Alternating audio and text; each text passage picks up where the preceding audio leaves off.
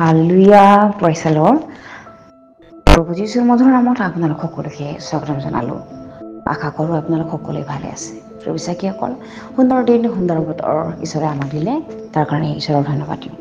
আৰু আজি দিনটোৰ আৰম্ভণিটো যাতে আমাৰ মংগল হয়, শুভ হয়, ভাল হয়, তাৰ কাৰণে আহক ঈশ্বৰৰ বাক্য আমি চাওঁ। আজি বাক্য আমি লৈছোঁ প্ৰকাশিত বাক্য 21 অধ্যায়ৰ 4 পদ।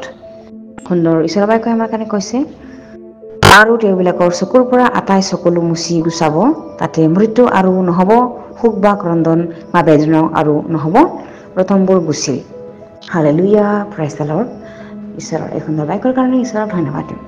প্ৰিয় বিশ্বাসীসকল, ইয়াতে আমি প্ৰকাশিত বাক্যত যদি আমি চাওঁ, ইয়াতে যোহনে দৰ্শন দেখাৰ বিষয়তে কৈ আছে। তেওঁ যেতিয়া ছদ্ম নামৰ দ্বীপত আছিলে, ঈশ্বৰৰ আত্মাই যে তাক ৰাখিছিলে, সেই জাগাতে তেওঁ এই দৰ্শন দেখা পাইছিলে যে নতুন জেৰুচালেম হোৱা, নতুন পৃথিৱী, নতুন আকাশ মণ্ডল হোৱা তেওঁ দেখা পাইছিলে।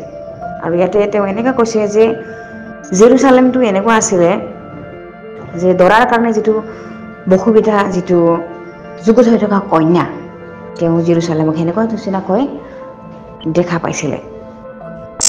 আৰু তাতে স্বৰ্গৰ পৰা তেওঁ নমা দেখিলে, আৰু তাতে সেই মহাসিংহাসনৰ পৰা তেওঁ এটা আকাশবাণী শুনিছিলে যে ইয়াতে তেওঁ এনেকৈ শুনিছিল যে হোৱা চোৱা মানুহবিলাকৰ সহিত ঈশ্বৰৰ নিবাসী আৰু তেওঁবিলাকৰ সহিত তেওঁ নিবাস কৰিব।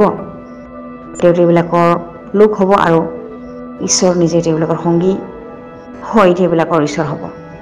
আৰু সেইখিনিতে তেওঁ এইও শুনা পাইছিলে যে আৰু তেওঁবিলাকৰ চকুৰ পৰা আটাই চকুলো মুচি গুচিব, তাতে মৃত্যু আৰু নহ'ব, শোক বা ক্ৰন্দন বা বেদনাও আৰু নহ'ব, প্ৰথমবোৰ গুচিল। হালেলুয়া। প্ৰিয় বিশ্বাসীসকল, যেতিয়া ঈশ্বৰে গোটেই আমাৰ দুখ বেদনাবিলাক যেতিয়া গুচি যোৱাৰ পাছত, তেতিয়া ঈশ্বৰে নতুন জেৰুচালেম, নতুন আকাশ মণ্ডল বনাব, তেতিয়া তাতে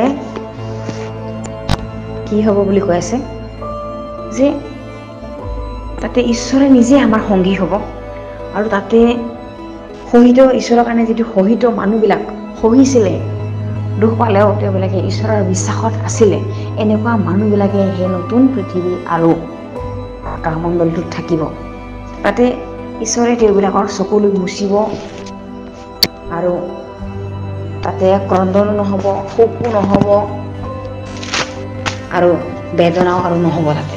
আৰু প্ৰথমবোৰ গুচিল বুলি কৈছে, কাৰণ প্ৰথমত পৃথিৱীত এতিয়া আমি আছোঁ, সুখ বেদনা যাতনা তাৰণা এই সকলোবিলাক আছে।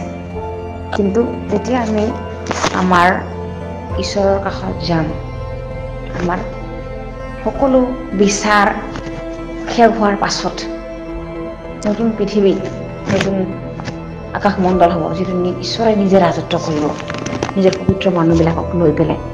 তাতে আৰু ক্ৰন্দন নহ'ব, তাতে আৰু শোকো নহ'ব, বেদনাও নহ'ব, কিয়নো এই এতিয়াৰ বৰ্তমানৰ এই পৃথিৱীটো গুচি যাব। ইয়াৰ পৰিস্থিতি, ইয়াৰে আমাৰ ক্ৰন্দন, এই সকলোবিলাক গুচিব, তেওঁ নতুন বনাব। Hallelujah, praise the lord. সেইকাৰণে এইবিলাক সকলো দৰ্শনবিলাক যোহনে দেখা পাই আছিলে। সেইসকল আমি যদি সেই নতুন জেৰুচালেম আৰু নতুন পৃথিৱী আকাশমণ্ডলত যদি আমি থাকিব বিচাৰোঁ, তেনেহ'লে আমি কেনেকুৱা হ'ব লাগিব? পবিত্ৰ হ'ব লাগিব। আৰু সেই নতুন আকাশমণ্ডল থাকিবৰ কাৰণে আমি যোগ্য হ'ব লাগিব।